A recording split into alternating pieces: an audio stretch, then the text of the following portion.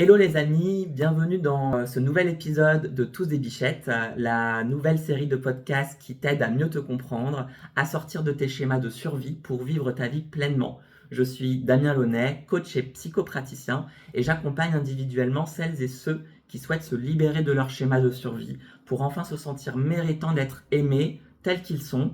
Et grâce à mon soutien, à mes compétences et à mes outils efficaces, j'aide mes clients à réaliser des changements durables dans leur vie.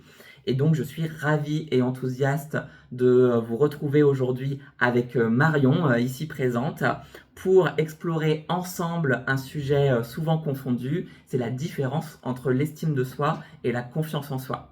Nous verrons comment ces deux dimensions se construisent ensemble et également séparément, ce qui se cache derrière le manque d'estime de soi et comment ces blessures émotionnelles peuvent également entraîner une dérégulation de notre système nerveux. On va pouvoir faire vraiment un lien entre une sécurité intérieure, donc la régulation de notre système nerveux, et le manque d'estime de soi. Voilà, donc pour structurer cet épisode, on a sélectionné plusieurs questions que vous m'avez posées sur Instagram via ma page Psychologie de la confiance avec Marion. Donc c'est parti. Marion, peut-être je te laisse te présenter. D'ailleurs, je vous ai pas dit, mais Marion est à distance, donc on fait le podcast du coup en visio. Donc désolé pour le son si jamais il y a parfois des petits soucis de son. Voilà, donc merci Marion vraiment d'être présente pour ce podcast. Ça me fait hyper plaisir de le faire avec toi parce que c'est vraiment quelque chose qui me tient à cœur et puis de partager ça avec les gens, de partager ça avec toi aussi, toi que j'ai pu accompagner aussi. Et voilà, et donc du coup tu vas être là, tu vas être présente pour un certain nombre de podcasts, donc tu fais vraiment partie intégrante de Tous des Bichettes.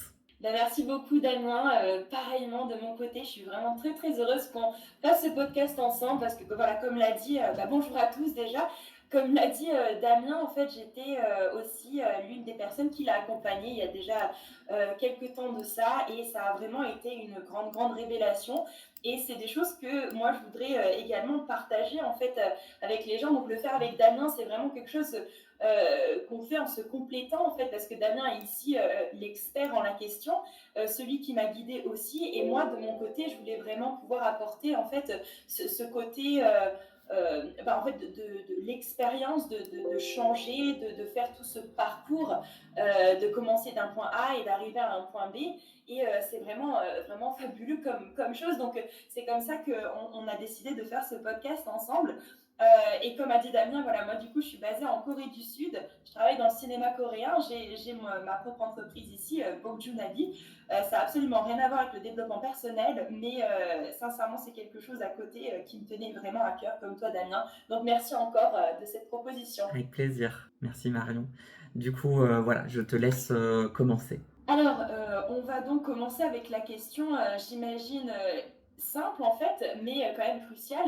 Pourquoi, Damien, as-tu appelé cette chaîne podcast Tous des Bichettes? Oui, c'est vrai que j'avais pas noté cette question, mais elle est importante aussi à aborder, surtout pour ce premier épisode. Hein, du coup, c'est le fondement Tout à fait. de cette chaîne. Donc, du coup, pourquoi j'ai appelé cette chaîne de podcast Tous des Bichettes? C'est que dans mon accompagnement, je me suis très rapidement rendu compte que nos comportements sont vraiment le fruit de nos mécanismes d'adaptation, de survie, d'automatisation aussi, vraiment pour, je viens de le dire, hein, nous adapter à notre environnement. Donc en fait, on n'est pas vraiment nos comportements. On n'est pas vraiment nos comportements et on peut le voir avec notre système nerveux également. On peut faire vraiment du lien plusieurs fois avec le système nerveux. C'est que quand je suis figé, par exemple, paralysé par un événement, j'ai tendance vraiment à m'en vouloir, à avoir beaucoup de culpabilité envers moi, à être très sévère envers moi, etc. Sauf que j'ai pas décidé de me figer, j'ai pas décidé d'être paralysé. C'est mon corps qui a capté un danger trop important, parfois disproportionné certes, mais mon corps a capté un danger qui me fait me figer à ce moment-là, qui me fait tomber dans un état de sidération aussi. Voilà, on peut aussi l'appeler comme ça. Et donc, du coup, bien entendu, on ne décide pas consciemment à ce moment-là de nos comportements. Ce sont vraiment des automatismes, quelque chose qui est plus fort que nous. Et comment prendre totalement la responsabilité de quelque chose qui est absolument automatique et inconscient. Tout Comment à se fait. rendre compte de ce qu'on est en train de faire alors que c'est un automatisme et c'est inconscient. Donc Et c'est vraiment, ancré depuis très longtemps et parfois c'est aussi, ancré ouais. depuis toujours, effectivement, hein, vraiment, hein. Donc c'est pour ça que je trouve ce titre vraiment accrocheur, en tout cas qui me parle particulièrement parce que on est tous des bichettes et on a tous eu un passé à un moment donné qui était souffrant, certains plus que d'autres aussi, hein, bien entendu, hein. On n'est pas là pour comparer la souffrance des uns et des autres, on est là pour aller mieux, tous autant qu'on est. Et ça, c'est important. Et donc, du coup, ben, forcément, on est tous des bichettes à ce moment-là. Du coup, Mmh. Oui, voilà. moi, ce que je vois dans cette image, en fait, des bichettes, c'est que c'est vrai que certaines personnes ont certains comportements où on va tout de suite, c'est sûr, hein, les juger, et cetera. Nous Mm. juger nous-mêmes aussi, comme tu as dit, par rapport à certains Oui. comportements. Mais en fin de compte, à la base, au fond, on a tous des blessures, on a tous des choses qui nous font mal. Et c'est pour ces raisons-là, parfois, qu'on agit de telle ou telle manière. Mm. Et comme tu dis, en fait, on est tous finalement des êtres un petit peu bah, en fait, fragiles, des êtres apeurés parfois aussi, Mm. etc. Il faut juste chercher ces blessures qui nous font agir de telle ou telle manière pour essayer d'y remédier. Mais Exactement. effectivement, sur ce point-là, Et puis c'est comme ça. pour aller un tout petit peu plus loin là-dessus, hein, c'est valable bien entendu, même quand on a des mauvais comportements. On ne décide pas Oui, consciemment d'avoir des mauvais comportements. Si c'est le cas, qu'on le décide consciemment, alors dans ces cas-là, il y a peut-être une psychopathologie à traiter, bien sûr. etc. Donc c'est quelque chose de différent, ça, hein, faut bien le dire, hein, c'est important. Mais en tout cas, voilà, à partir du moment où je ne décide pas consciemment de mes mauvais comportements, je crois Voilà. profondément qu'il y a un mécanisme à mettre, il y a un mécanisme en œuvre, à l'œuvre, à mettre à jour à ce moment-là. Et quand vraiment on va creuser, on se rend compte très rapidement qu'il y a des blessures et des souffrances derrière en réalité. Et que ça vient vraiment Oui. nourrir un besoin à un moment donné, très certainement de sécurité, hein.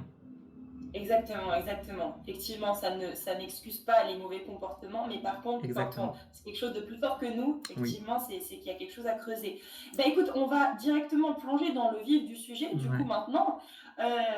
Damien, est-ce que tu pourrais, du coup, expliquer ici quelle est la différence fondamentale entre l'estime de soi et la confiance en soi? C'est quelque chose qui, en fait, se Mm. ressemble et souvent est mélangé C'est dans vrai les que esprits. c'est vrai que très souvent les personnes viennent me voir en me disant j'ai pas confiance en moi et en réalité dès qu'on creuse un tout petit peu on s'aperçoit très vite qu'elles se voient sans valeur et c'est pas la confiance en soi de se voir sans valeur, c'est plutôt l'estime de soi qui est plutôt en lien avec l'identité, la manière dont on se perçoit soi-même aussi et la manière dont on perçoit notre valeur à ce moment-là et est-ce qu'on se sent méritant d'être aimé, capable, à sa place, avoir une place, existant, est-ce qu'on se sent être important ou pas, etc.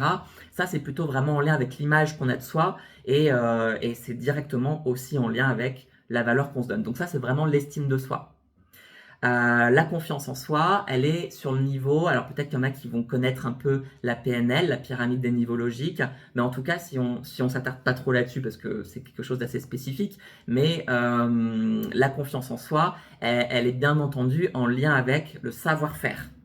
Donc si c'est en lien avec du savoir-faire et avec des compétences, dans ces cas-là, c'est quelque chose qui peut se développer, entre guillemets, plus facilement, dans le sens où j'ai juste apprendre et savoir que je sais faire. À partir du moment où je sais que je sais faire, j'ai confiance en moi. Si je sais que je sais pas faire, j'ai pas confiance en moi. La petite nuance, c'est que parfois, je sais faire, ou en tout cas, tout le monde me dit que je sais faire et que je sais très bien faire, mais moi, je le crois pas. Et j'ai pas confiance en moi à ce moment-là.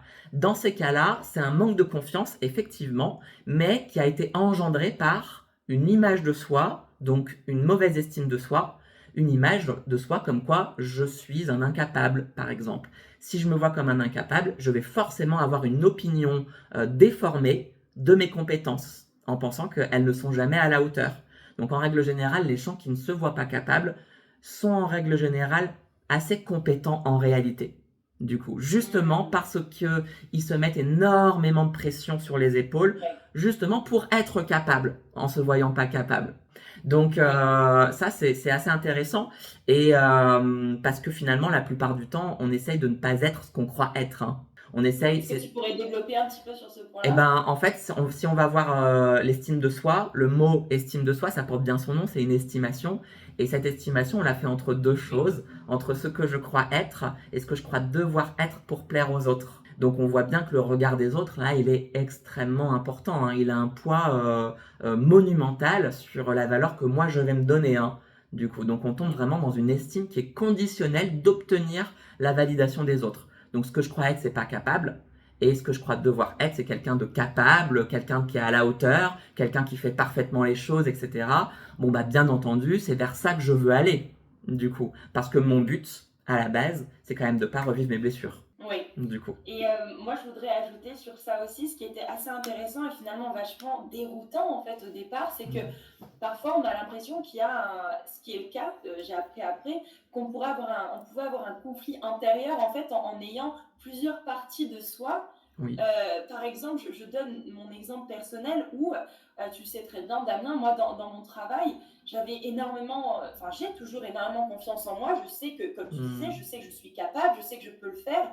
Et, euh, et du coup, mon estime de moi par rapport à ça, en fait, à cette Marion dans le milieu professionnel, bah, il était élevé Mmh. finalement. Cette estime, elle était élevée, pardon. Et Oui. par contre, à l'inverse, dans ma vie personnelle, c'est pour ça d'ailleurs que j'ai fait appel à toi, Damien, c'est parce que dans ma vie personnelle, notamment dans ma vie amoureuse, c'était tout l'inverse. C'est-à-dire que je me disais souvent, Mmh. même à moi-même, je me disais, mais comment ça se fait, Marion, que tu te sens aussi confiante dans ton travail et que tu ne peux pas reproduire la même chose. Je donne par exemple, je pense que beaucoup de gens pourront un Mmh. petit peu s'identifier là-dedans. C'est que par exemple dans mon travail, c'est un métier, donc comme je disais dans le cinéma, où en fait c'est beaucoup de relationnel, donc on rencontre beaucoup de personnes, on essaie de tisser beaucoup de liens, il y a des projets qui Oui. se forment ou pas.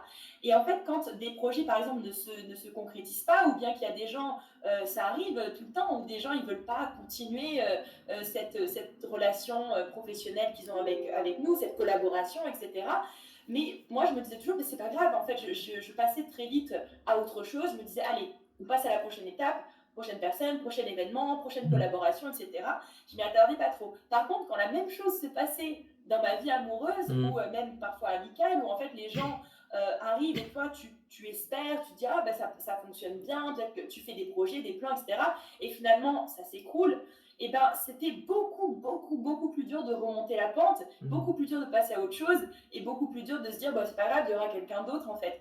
Et c'est pour ça qu'il y avait cette espèce de conflit interne où j'avais l'impression, quelque part, d'avoir une grande estime de moi, une grande confiance en moi, et d'un autre côté, pas du tout. Oui. Donc je pense qu'en fait, ce que Damien m'a appris aussi beaucoup et que j'ai pu réaliser au fil du temps, c'est qu'effectivement, c'est normal de ressentir ce genre de choses-là parce que Damien saura sûrement un peu mieux l'expliquer, mais on a des blessures qui sont reliées en fait à certaines parties en fait de nos vies qui sont plus ou moins compartimentées, hein, l'amitié, l'amour, le travail, etc., la famille par exemple. Mmh. Et je pense qu'en fait, nos blessures ont un impact sur certaines parties de nos vies, sur certaines parties de nous, en fait. Mmh. Damien, est-ce que tu penses pouvoir élaborer un petit peu plus sur ça, du côté Ouais. professionnel, voilà. Vraiment, je le redis, hein, encore, je suis vraiment content de le faire avec toi, ce podcast, parce que tu amènes des questions auxquelles je n'avais pas forcément pensé aussi. Donc, ça étaye encore un peu plus, donc c'est super. Ce que tu décris, c'est que en réalité, nos blessures, elles sont très contextualisées, en fait. Et en fonction de la blessure, dans quel groupe d'appartenance cette blessure est apparue, par exemple, va conditionner la conclusion que je vais tirer sur moi, du coup, et en fonction de cette conclusion que j'aurai tirée sur moi, j'aurai plus ou moins confiance en moi dans des contextes différents. Et confiance, mais je parle d'estime, hein, en réalité, hein, bien entendu. Oui. Par exemple, je suis dans ma famille, si on m'a répété plusieurs fois dans mon enfance que j'étais nul et un bon à rien, par exemple, et ben forcément, je vais conclure que je le suis, parce que quand je suis enfant, bien entendu, je crois absolument tout ce qu'on me raconte, hein. C'est quand même assez rare les enfants qui ont cette capacité à distinguer, à pas Entre faire écoute, confiance ouais. automatiquement à ce qui est dit, hein, du coup à être sceptique sur ce qui est dit. Mais en tout cas, si si on me l'a dit ou si on me l'a fait comprendre par des mots, du non-verbal, par des injonctions non-verbales, etc., dans tous les cas, j'aurais tiré sur moi la conclusion que je suis un incapable, que je ne suis pas à la hauteur, que je dois faire plus, etc. Mais peut-être que cette blessure-là, je vais la voir du coup, Mais peut-être que dans mon relationnel avec les autres, je n'aurai pas de blessure relationnelle dans le sens où je vais me sentir suffisant comme je suis. Tu vois ce que je veux dire? C'est que Ouais. ça veut dire que ma mauvaise estime de moi sera plutôt en lien avec une image de moi comme dans mes compétences, que je ne suis pas à la hauteur. Et pour d'autres personnes, vont se sentir très à la hauteur dans leurs compétences et très insuffisants dans ce qu'ils sont dans le relationnel, du coup. Exactement, Ce voilà. qui a été valable pour toi. Ça a été valable pour moi, Voilà. effectivement, c'est Donc, ça. du coup, et parfois les Mais deux, je hein, bien pense entendu, hein, Pardon, aussi. pardon Damien, je te coupe parce qu'en fait, ce que tu viens de dire, c'est exactement ça, en fait, que pour prendre mon exemple de nouveau, c'est mon estime de moi était impactée, pas sur mes compétences, Mm, mais sur mes relations. Voilà, mm, c'est exactement ça, en fait. Quand on a une blessure qui impacte, en fait, ça peut être l'inverse aussi, nos compétences, dans ce mm, cas-là, ce sera voilà, l'inverse, c'est-à-dire dans nos relations amoureuses, amicales, etc., on va avoir confiance. Par contre, dès qu'on va avoir un nouveau travail ou une responsabilité dans le mm, travail, etc., c'est là que ça va dégringoler et mm. inversement, effectivement. Mm. Ouais, tout à fait, tout à fait. Donc, Et du coup, ça, c'est en lien, par rapport à ce que tu disais, c'est en lien avec notre prochaine question qui dit mm. bah, justement comment se construise cette estime de soi, cette confiance en soi au fil de notre vie et surtout comment elle se détériore en fait, comment elle se caractérise. Ouais. Pour savoir comment elle se construit et comment elle se détériore, finalement, c'est à peu près la même question. Parce que notre estime de nous, elle se construit dans le relationnel hein, avec les autres. On est des êtres sociaux, on est des êtres relationnels et notre image de nous va se construire dans le relationnel avec les autres. Et le premier relationnel qu'on va avoir, c'est celui avec nos figures d'attachement. Hein. Donc la plupart du temps, ce sont nos parents. Donc nos parents, attention, hein, c'est important de le dire, ils ont fait, ce sont des bichettes, eux aussi, ils ont fait Mm. du mieux qu'ils ont pu avec leurs propres blessures, l'état peut-être parfois lamentable de leur système nerveux, leurs hormones, leur fatigue, enfin leurs expériences dans la vie, tout ça, ils ont fait du mieux qu'ils ont pu, on les remercie d'avoir fait du mieux qu'ils ont pu. Malheureusement, parfois, ça suffit pas, du coup. Mhm. Donc, c'est pas parce que voilà, on est conscient de ça que il faut pas prendre sa responsabilité quand même malgré tout, hein, du coup.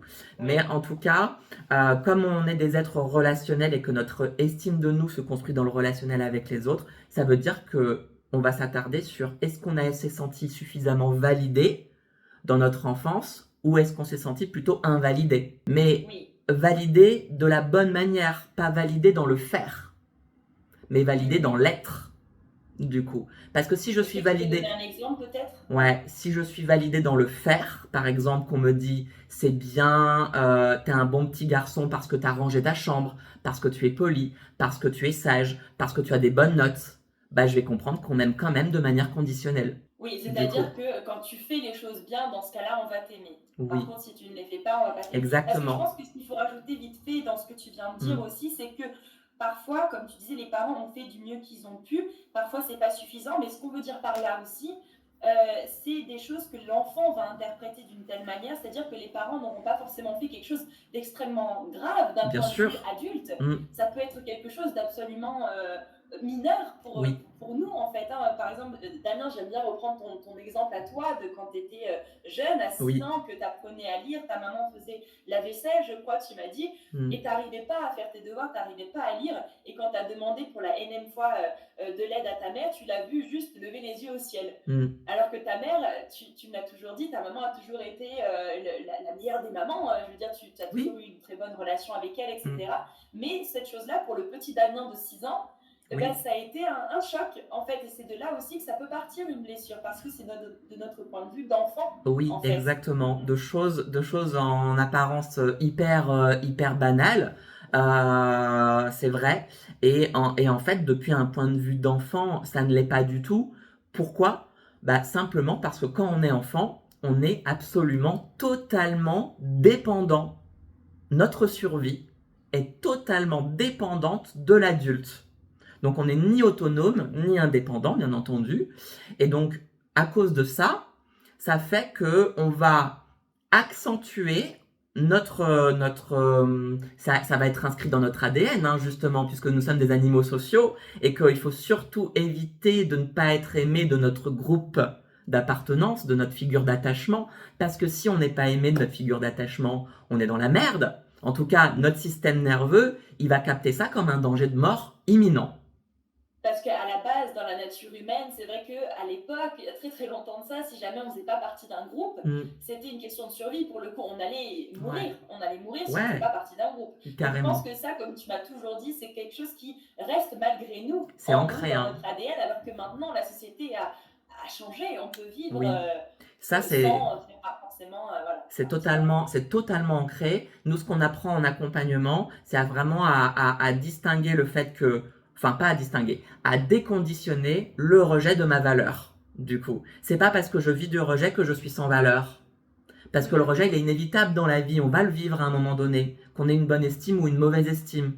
Du coup, mais si ma valeur, elle dépend du fait d'être aimé, accueilli tout le temps, 24 heures sur 24, du coup, ben, je le redis, on est un peu dans la merde, hein, parce que comme c'est inévitable, si on conditionne notre valeur là-dessus, ça présuppose qu'on n'en aura jamais dans ces Et là, cas-là. du coup, en fait, effectivement, ça revient à ce que tu disais par rapport à l'estime. C'est là que l'estime est très importante, en fait, de travailler sur son estime de soi, parce que de là, en fait, c'est quelque chose de très intérieur, de très quelque chose qu'on ressent pour nous-mêmes. Et Mm. c'est là qu'en fait, si l'estime de soi, à la base, qui est la racine finalement de tout, est solide, c'est-à-dire qu'on se voit capable, on se voit digne de respect, de considération, Mm. etc. Et ben le reste ne nous impacte, en tout cas, nous impacte moins et on peut continuer Exactement. quand même. Voilà, c'est Exactement. ça. Ça ne veut pas dire que ça n'arrivera pas. Ça ne veut pas dire que ce sera pas comment dire, ça veut pas dire que ce sera pas Agréable. agréable, du coup. Voilà, je crois que c'est assez français dit comme ça. Par contre, je vais avoir de la résilience en fait, beaucoup plus que si ma valeur elle dépend de ça. Du coup, je serai en capacité de me relever et de digérer plus facilement les événements de rejet, d'abandon, parfois d'humiliation, d'injustice ou encore de trahison. Ces 5 blessures que Lise Bourbeau elle décrit plutôt bien hein, dans les 5 blessures de l'âme. Voilà, et bien entendu, ces 5 blessures qui n'apparaissent que dans le groupe d'appartenance, qui n'apparaissent que quand on est en lien avec les autres. Si on est seul chez nous, on ne peut pas souffrir de rejet, d'abandon, d'humiliation, d'injustice ou de trahison. Donc on voit vraiment que ces 5 blessures, elles n'apparaissent que dans notre attachement avec les autres, dans notre relationnel. Est-ce qu'on se sent sécure ou insécure, du coup, avec les autres à ce moment-là. Donc pour revenir un tout petit peu sur ce que tu as ramené sur la table tout à l'heure, bien entendu, notre estime de nous, elle se construit dans est-ce qu'on s'est senti validé de manière inconditionnelle dans notre être, du coup. Si je me suis Et ça, est-ce que senti, tu peux nous donner un exemple? Parce que tu as donné un exemple pour bah ça le pourrait faire. être par exemple, chérie, je t'aime, que tu aies des bonnes notes ou des mauvaises notes. Ça ne change pas Mhm. mon amour pour toi. Du coup, peut-être que tu seras réprimandé pour des bêtises que tu as pu faire. D'ailleurs, chers parents qui nous écoutez, prenez bien tout ça, c'est hyper important. Parents ou futurs parents, du coup, c'est le plus beau cadeau que vous puissiez faire à vos enfants et d'ailleurs à n'importe qui d'autre dans le relationnel que vous avez avec d'autres personnes. Du coup, c'est d'accueillir la personne dans son être, pas dans ce qu'elle fait. Du coup. Exactement. D'accord. Ouais, ouais, tout On à peut fait. dire que ce qu'elle fait, c'est de la merde aussi. On peut dire que ce qu'elle fait, c'est pas OK. Mais, Que le comportement ou voilà, les ouais, agissements ne sont pas OK. mais il est Ouais. absolument nécessaire de distinguer ce que la personne elle fait de ce qu'elle est finalement. À partir du moment où je fais une corrélation entre les deux, je crée une blessure chez la personne. Mhm. Du Je coup, vois ce que tu veux dire. Ouais, comme ouais, un tout à fait. enfant qui a fait Et une bêtise. Si je le gronde en me disant mais il sait que je l'aime, mon enfant. ouais. Non, c'est pas vrai, il le sait pas. Son système nerveux ne le sait pas. Du coup, son Tout système à nerveux fait. a besoin d'être réassuré. En tout cas, Mhm. son système nerveux a besoin qu'on fasse bien la différence entre je suis en colère Ouais. et mon amour pour mon enfant. Donc, je Ouais, suis ouais, ouais, donc tout à fait. les mots, on le sait, et c'est de la communication non violente, ça. C'est totalement de la Mhm. communication non violente. C'est je suis en colère contre toi, mais je t'aime quand même. Mhm. Du Tout à coup. fait, tout à fait. Et c'est vrai que nous, en tant qu'humains, juste pour déborder un petit peu en dehors du sujet, effectivement, nous, on a tendance en tant qu'humain, être humain, à supposer que les autres vont comprendre ce qu'on veut dire par là. Oui. Alors qu'en fait, non, ça c'est quelque chose que tu m'as aussi beaucoup répété et que Mmh. j'ai vraiment assimilé, c'est que il faut parfois, faut être franc le plus possible. Alors, Mmh. jusqu'à un certain point évidemment, mais le faire correctement, hein. Bien sûr, Oui, il y a plein de données qui entrent en jeu, mais oui. ce que je veux dire par là, et ce que tu expliquais aussi, c'est que il ne faut pas supposer tout le temps que la personne va comprendre que malgré tout, tu l'aimes quand même, que si, que ça, qu'il y a d'autres facteurs aussi. Parfois, il Mmh. faut le dire quand même aussi explicitement, effectivement. Exactement. Mais oui, vas-y, pardon, Dani, je t'écoute. Bon, non, je suis juste hyper d'accord avec toi. Je D'accord, suis tant mieux, juste tant hyper mieux. d'accord. Bien sûr, il faut le plus on va être, dire en les choses clairement, en fait. C'est pas tant Clairement. être honnête, c'est formidable, mais que les choses soient très claires, sans «Ah, la personne, elle est censée me connaître, donc elle est censée lire dans mes Mhm. pensées». Bien sûr que non. Du coup, à Ouais, aucun moment, je peux deviner ce qu'il y a dans la tête des autres, même si je ouais, connais la personne depuis longtemps. ouais. Ne serait-ce parce que, je reparle à nouveau du système nerveux, est-ce qu'elle se sent dans un état de sécurité à cet instant précis ou est-ce que si elle se sent dans un état d'insécurité, ses pensées seront pas du tout les mêmes Ouais, à ouais, ce ouais. moment-là. Donc, enfin, plus je lis entre les lignes, moins je vais faire de bonnes conclusions, Oui, tout du à coup. fait, tout à fait. Plus je... Alors encore une fois, par Mm, contre, c'est à prendre quand même avec des pincettes, mm, cette notion de dire les choses clairement et honnêtement, parce que comme je disais, il y a vraiment plein de données, c'est-à-dire que faut pas non plus, je sais pas comment on pourrait expliquer ça, mais il faut pas non plus empiéter ou être, par exemple, laisser parler nos propres blessures. Il y a tellement de choses à dire là-dessus, mais quand mm, on veut dire, bah non, je vais lui dire clairement que j'aime pas du tout ce qu'il fait, alors que derrière, en fait, la motivation en est une autre. C'est mm. pas vraiment qu'on parle clairement, c'est qu'on veut, mettons, j'en sais rien, la blesser exprès par rapport à quelque chose d'autre. Parfois, c'est fait inconsciemment, hein. Mais Bien je voulais sûr. juste dire cette petite note que, effectivement, c'est bien d'être clair et honnête, mais il y a quand même quelques nuances, quand même. Donc, du coup, à prendre avec des pincettes. Mm, Mais je pense aussi, Damien, ce qu'il faut dire par rapport à tout ça, parce qu'on dit plein de choses, on explique plein de choses, etc. Je pense que pour les gens qui nous écoutent aussi, c'est important de savoir, d'ailleurs, c'est une des premières choses que tu m'as dit quand on a commencé nos séances ensemble, et qu'en fait, je te décrivais un peu différents aspects de ma vie où j'avais un petit peu de mal, où je savais pas trop comment faire. Et j'avais vraiment l'impression qu'il y avait énormément de choses en fait à traiter. Et en fait, mm, tu m'as dit une chose qui me restera, je pense toujours. Tu mm, m'as dit, en fait, Marion, il faut juste que tu saches que toutes ces choses, elles ont en fait une racine, c'est-à-dire une seule et même racine, et que si mm. cette racine-là, on en prend soin, on la change, on s'en occupe, ça fera effet domino sur tous les autres aspects de ta vie en fait. Mm. Et ça, c'est vrai, je trouve que c'est un point très très fort de Damien quand il accompagne les gens, c'est justement cette notion de on attaque à la racine, on voit donc c'est notamment cette estime de soi, parce que Damien m'a beaucoup répété aussi que c'est très difficile, et ça c'est vrai, de s'en rendre compte soi-même, parce que c'est souvent de fois dans l'inconscient, c'est ancré Mm. depuis très longtemps, on n'a pas forcément les clés seuls en fait. Et quand quelqu'un nous accompagne, quelqu'un de compétent évidemment, bah, comme toi Damien, c'est vrai qu'on arrive à accéder à ces parties-là de nous et Mm. avoir finalement des révélations et à se dire, bah oui, en fait, c'est pour ça que je fais ça, c'est pour ça qu'il se passe ça, comment Mm. je peux changer, et on arrive à prendre un peu plus les rênes. Et du coup, c'est ça que je voulais dire aux gens qui nous écoutent, c'est que c'est comme ça notamment qu'on peut avancer, et aussi de ne pas se sentir en fait complètement désarmé face à toutes ces choses qui se passent et qu'on a l'impression qu'il faut changer parce qu'en fait ça vient d'une seule et même source. Mm. Et aussi deuxième chose, c'est que il y a des gens qui nous accompagnent qui sont pas forcément bons. Avant Damien, j'ai vu quelqu'un d'autre et cette personne en fait elle faisait exactement l'inverse de ce que tu faisais Damien, c'est-à-dire que elle attaquait tous ces petits problèmes et en fait je me sentais complètement comme sous l'eau, en fait, sous la vague, parce que je me Mm. disais, mais il y a tellement de choses.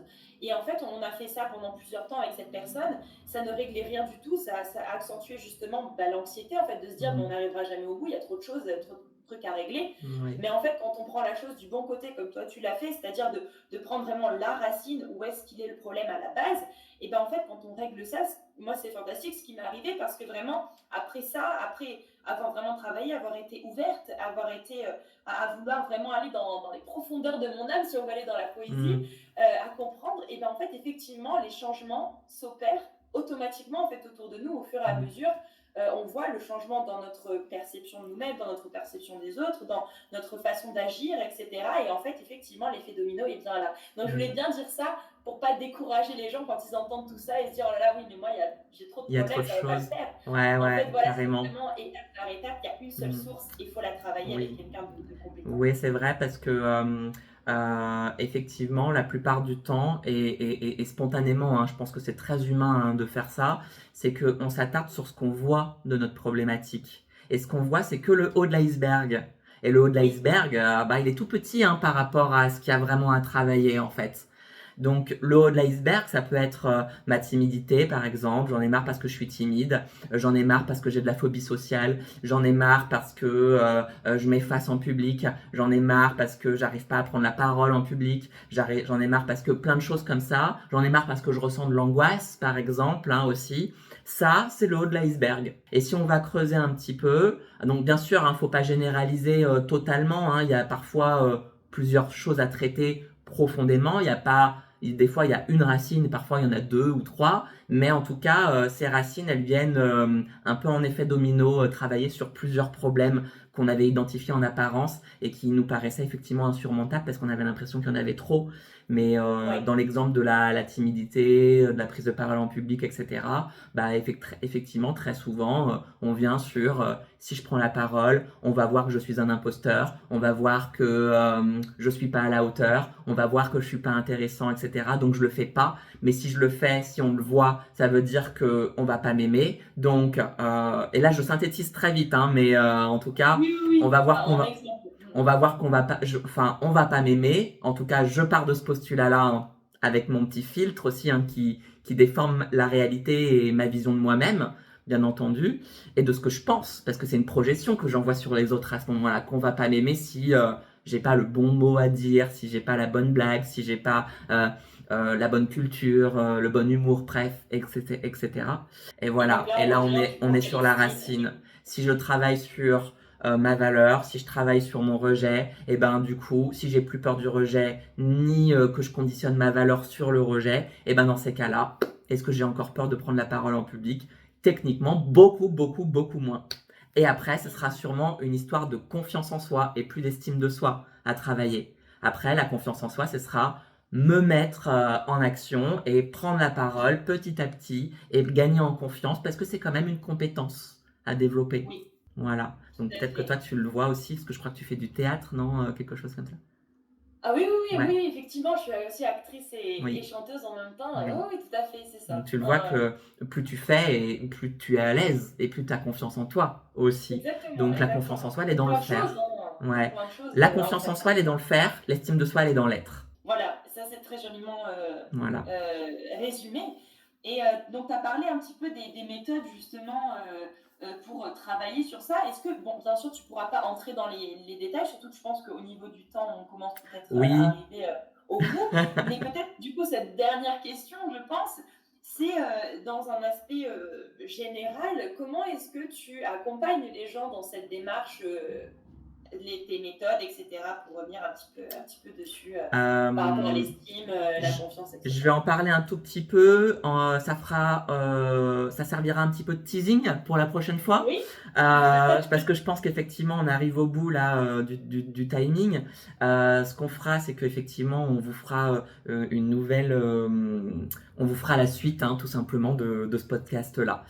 oui, il y a tellement de choses à dire. Voilà, c'est vrai qu'il y a pas mal de choses à dire, il y a pas mal de thèmes à aborder, mais en tout cas, dans moi, ma manière de travailler, je m'aperçois finalement assez vite que la plupart du temps, c'est pas forcément la blessure en elle-même qui est la plus difficile à travailler, c'est toutes les résistances qu'il y a autour. Les résistances, ça peut être rester dans ma zone de confort parce que rester dans un mal-être connu, c'est plus confortable que prendre le risque de sortir de ça et C'est ça. d'être mieux. C'est trop insécurisant pour mon système nerveux, par exemple. Et des fois, on utilise cette blessure, ben, parfois Oui, inconsciemment, on utilise cette blessure comme une excuse qui nous arrange en fin de bien compte, hein, pour sûr. pas changer les choses, parce que c'est Oui. plus facile, comme tu disais, de rester dans son C'est plus, confort que de c'est plus changer. sécurisant. C'est inconfortable, mais c'est sécurisant. C'est un On peu connaît, paradoxal. C'est un peu c'est ça. paradoxal, mais effectivement, bon bah voilà, ça c'est une résistance hyper importante. Et puis après, il y en a d'autres hein, des résistances. Hein. Une par exemple que je peux donner, ça va être par exemple le fait que j'ai développé de la générosité, de l'altruisme, j'ai mis sous le tapis toutes mes émotions à moi et mes besoins à moi. Donc ça va te parler, Marion, puisque Oui, c'était tout à fait. entre autres Et un tu me peu... vois hocher la tête comme ça. voilà, je vois des oui physiologiques. Euh, le fait de faire ça, ça a un avantage, ça a un but du coup. Et ce but, Oui, c'est une résistance. C'est ce qui fait que ma partie blessée à moi, elle veut pas changer. C'est ce qui fait que mon système nerveux, il veut rester là-dedans du coup, parce que ça m'a apporté la sécurité c'est depuis ça. toute Mais ma pour vie. rebondir sur ce que tu disais aussi, c'est très très difficile d'être ouvert en fait à la possibilité que nous aussi, on a une responsabilité dans ce qui nous arrive. Bien sûr. Euh, c'est très très dur en fait. Il faut Mm, être très ouvert d'esprit pour accepter le fait que oui, il y a parfois, on a l'impression, comme tu disais, qu'on fait ça par gentillesse, parce qu'on aime mm. l'autre, parce que si, parce que ça.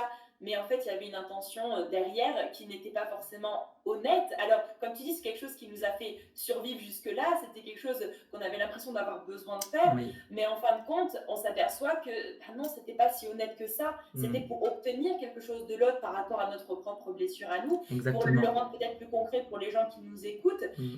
C'est par exemple, on est avec notre conjoint et on va par exemple tout le temps, j'en sais rien, par exemple faire la vaisselle, des bons petits plats, lui faire des Mm. petits bisous, des câlins tout le temps. Et on dit oui, c'est parce que je l'aime, j'ai envie qu'il le sache, etc.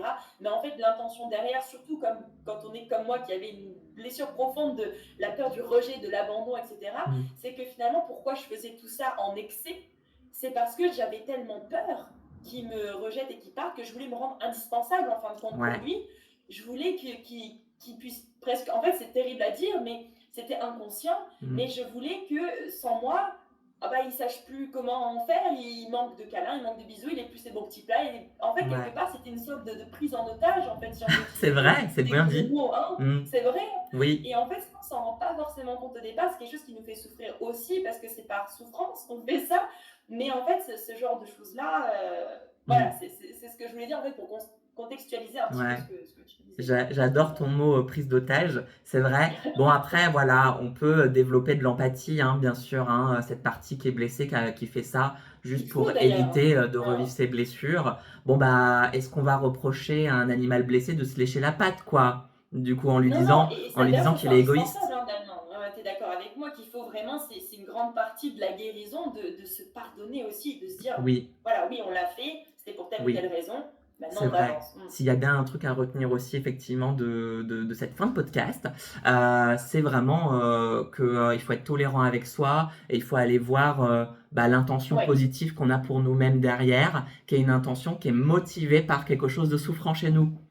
voilà, Du c'est ça, coup, de ne pas se flageller en ouais, plus de tout ce qui nous arrive, qui nous fait déjà souffrir, effectivement. Ouais. exactement. Parce que plus je me juge C'est un équilibre à négativement, avoir, quoi. ouais, plus je me juge négativement, plus j'alimente une mauvaise image de moi, plus j'en m'enlève de la valeur, plus j'alimente le problème aussi.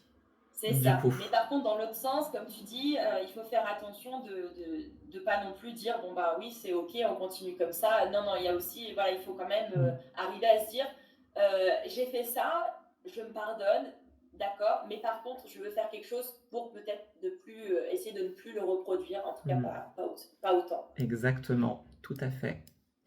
Voilà, Voilà. voilà. Bon, bah, on Donc, arrive à la fin, je crois, hein, cette fois. ouais, voilà, on voudrait qu'on faire un format qui soit pas trop long, en tout cas par épisode. Donc c'est pour ça que on vous en prépare plusieurs et que celui-ci on va le couper en deux aussi. En tout cas, merci beaucoup d'avoir suivi cet épisode, ce premier épisode de la chaîne Tous des Bichettes. J'espère que ces réponses, bah, elles vous ont aidé à mieux comprendre les liens entre l'estime de soi, la confiance en soi, peut-être aussi la régulation du système nerveux. C'est pas fini, il y aura d'autres choses aussi un petit peu là-dessus, hein, parce on ira un petit peu plus en profondeur la prochaine fois. Donc restez bien à l'écoute pour nos prochains épisodes, où bah, voilà, on approfondira effectivement ces sujets, on partagera des outils concrets pour transformer votre bien-être intérieur. Voilà, c'est Voilà. ça. Bah, merci beaucoup aussi dit et je voulais rajouter par rapport à ce que disait Damien, lui, il a les outils, les bons mots, etc. Et moi, c'est vraiment, comme je disais au début du podcast, voilà, vous partagez pour que vous puissiez, parce qu'en fait, on vit tous des choses similaires. En fin de compte, on a l'impression d'être isolé et d'être seul dans ce cas-là, mais c'est pas du tout, c'est pas du tout le cas. Donc moi, je suis là aussi pour, voilà, pour partager mon expérience personnelle, pour alimenter un petit peu ce que dit Damien et que vous puissiez vous retrouver. Et puis, comme disait Damien, voilà, le but, c'est de se sentir mieux et de peut-être prendre des initiatives après par la Ouais. suite. Merci à tous. Merci Et puis, beaucoup. au prochain podcast. Merci, Damien. À bientôt les bichettes.